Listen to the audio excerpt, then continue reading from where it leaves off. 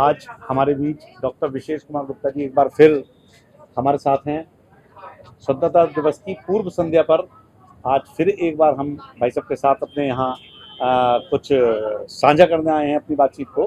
तो आप डॉक्टर विशेष कुमार गुप्ता जी हैं, आपका बहुत बहुत स्वागत है। नमस्कार। मैं डॉक्टर साहब जानना चाहता था कि 15 अगस्त की पूर्व संध्या यानी कि आज 14 अगस्त है, 14 अगस्त में देश के विभाजन को लेकर थोड़ा सा आपसे बातचीत कर ली जाए कि देश का विभाजन किस प्रकार से हुआ था।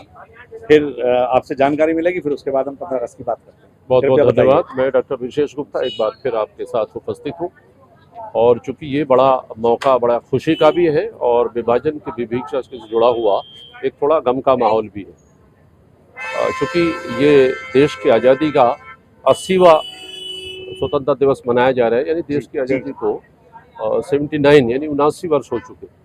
तो अब देखना यह है कि चूंकि आज 14 अगस्त है और विभाजन की विभीषिका की स्मृति का दिवस भी है जी। आज खास तौर पर इसलिए इसकी चर्चा जरूरी है क्योंकि कल को 15 अगस्त को हम लोग खुशी का दिन मनाएंगे और अपनी देश की आज़ादी का जश्न मनाएंगे जी। लेकिन आज चूंकि 14 अगस्त है और 14 अगस्त 1947 को देश का बंटवारा हुआ था जी। और देश का विभाजन हुआ था, तो उसमें आप जानिए कि इस जो जैन जी पीढ़ी है इसको ये बताने की आवश्यकता है कि जब देश बटा था उसमें कम से कम 1.5 करोड़ लोग घर से बेघर हुए थे जी। पाकिस्तान से वहाँ से परिवार वहाँ से भागे, उनके बच्चे उनकी संपत्ति सब छोड़ के भागे, उनके रिश्ते सब दूर हुए और तमाम घर से बेघर होने के बाद जब ये भारत में आए, यहाँ देश में आए, तो यहाँ पर तमाम प्रकार की शरणार्थियों से जुड़ी समस्याओं को झेलना पड़ा था।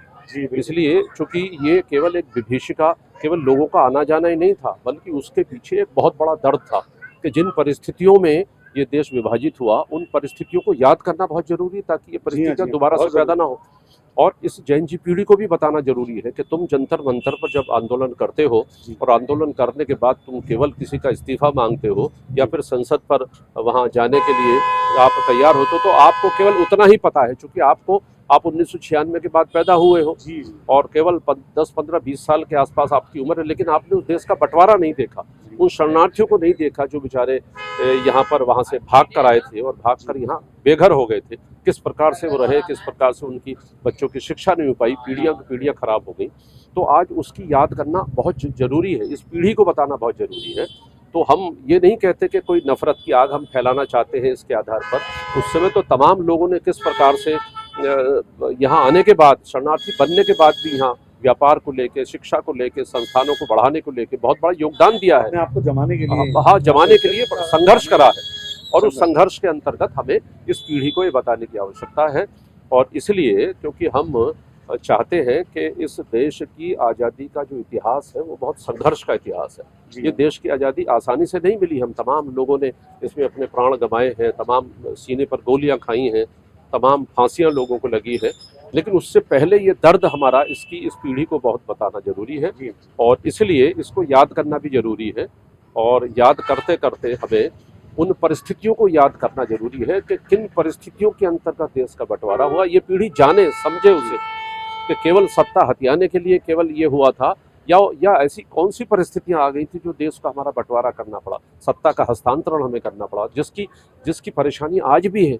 यानी जिस देश का बंटवारा हुआ, छोटे भाई की भूमिका हमारी थी, लेकिन आज वो हमारी जान का दुश्मन बना हुआ है। सारा आतंकवाद है, तमाम परेशानियां हैं रात दिन, चाहे वो जम्मू कश्मीर का मसला हो, चाहे वो यहाँ आगजनी का मसला हो, चाहे दंगा फसाद का मसला हो, वो सब आज भी हमारे परेशानी हमारे लिए बनी। तो ये तो एक भाग हुआ। दूसरा, अब चूंकि कल 15 अगस्त है उसकी चर्चा भी जरूरी है जी हाँ। तो क्योंकि 15 अगस्त की स्वतंत्रता दिवस के लिए आपका क्या संदेश है? बहुत है। रात को 12 बजे हमारा देश आज़ाद हुआ था और कल को 15 अगस्त है और 79 ईयर्स हो चुके, ये 80वां हमारा। तो अब यहाँ भी चूंकि देश की आज़ादी के जो स्वप्न हमारे रणबांकुरों ने देखे थे, इसमें कोई शक नहीं कि देश के 79 वर्ष में बहुत विकास हुआ है। तमाम यहाँ शिक्षा भी बेहतर हुई है, रोजगार भी लोगों को मिला है, उसके साथ में यहाँ एक बढ़िया लोकतंत्र बना है जहाँ पूरे, चाहे वो श्रीलंका है, नेपाल है, चाहे पाकिस्तान है, बांग्लादेश है, वहाँ पर लोकतंत्र तड़फ रहा है। और भारतवर्ष में आज भी जनमत के आधार पर लोकतंत्र तय होता है। है। कुछ लोग प्रयास कर रहे हैं कि यहाँ लोकतंत्र को तोड़ने की प्रयास करें। भारतवर्ष में ये कभी लोकतंत्र को आप नहीं तोड़ सकते। जब कभी बदलेगा वो मत के आधार पर ही बदलेगा। बिल्कुल। तो अब ये सबके प्रति संदेश है हमारा कि अब चूंकि देश आज़ाद है हमारा, और आज़ाद होने के नाते हम लोगों को तमाम प्रकार की स्वतंत्रताएं हैं, हमारी एजुकेशन भी बेहतर हुई है, हमारे कारोबार भी बेहतर।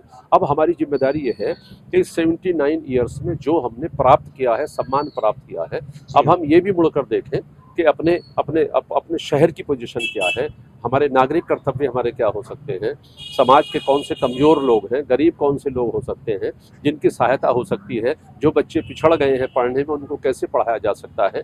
क्योंकि आदरणीय मोदी जी 2047 तक जिस देश की आज़ादी के बाद जब 100 वर्ष होंगे 2047 में, तो उसको विकसित का संकल्प किया गया कि अब इस समय अमृतकाल चल रहा है, तो देश की आज़ादी को जब 100 वर्ष होंगे 2047 में, तब ये भारत विकसित होना चाहिए। और वो विकसित बिना लोगों के, बिना नागरिकों के सहयोग के बिना नहीं हो सकता। उनके जागरूक इसलिए उनसे अपेक्षा ये है कि वो ठीक प्रकार से काम करें। अपने शहर में रहते हैं तो यहाँ पर्यावरण का संरक्षण करें, यहाँ शिक्षा के लिए जो लोग पिछड़ गए हैं उन लोगों को आगे लाने के लिए काम करें, महिला सशक्तिकरण के लिए काम करें, और अपने ईमानदारी से अपने काम को करते हुए अपने अगर अधिकार वो मांग रहे हैं तो ये कर्तव्यों की भी जिम्मेदारी बनती है कि हमारी ड्यूटीज़ भी बनती है।